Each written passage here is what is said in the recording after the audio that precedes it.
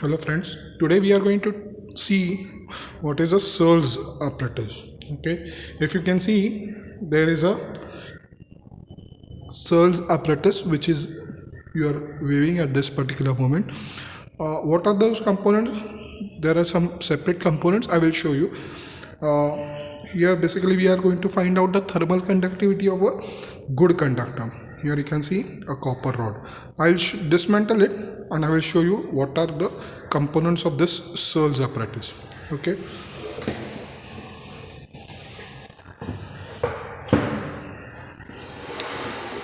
These are the dismantled part of a Searles apparatus. This is a steam chamber where you have a water inlet and water outlet. The steam inlet and steam outlet. Okay. Here, this is a water inlet and water outlet. This is how it is going to be fixed. I'm going to show you. This is for the water to flow continuously to achieve a steady state. Next one is this is the main component, that is the copper rod. Okay, you can see this is a heavy copper rod and it is fully a rod, not a hollow one. This is a full rod. Okay, and we have a small part in that is for measuring the temperatures. These are the things slots made for measuring or putting the thermometers in this. What is done? A steam chamber is attached to this rod.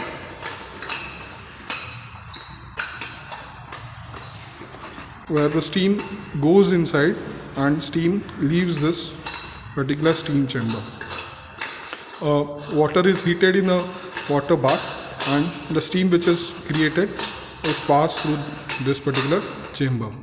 Okay, steam comes inside and steam leaves out. Meanwhile, due to the conduction effect, the rod starts getting heated. You know what is conduction? Conduction is a process in which the heat is transferred from one end of a rod to another end by the transfer of heat without the actual movement. Okay, and the last component is this one, which is attached to this one, where the water comes in and water is going to leave this particular part. This is for making this rod continuously get heated. Okay, so that the continuous heat flow is maintained in the rod. Okay, and this everything is kept in this wooden box. This wooden box has got a wooden or the panel, which you can see this sort of a material which is for avoiding the heat conductivity.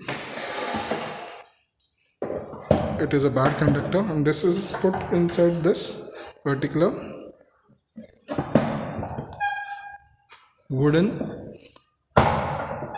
block. Okay, and then we enclose it and we start taking the readings. This is how this whole thing is going to be from inside.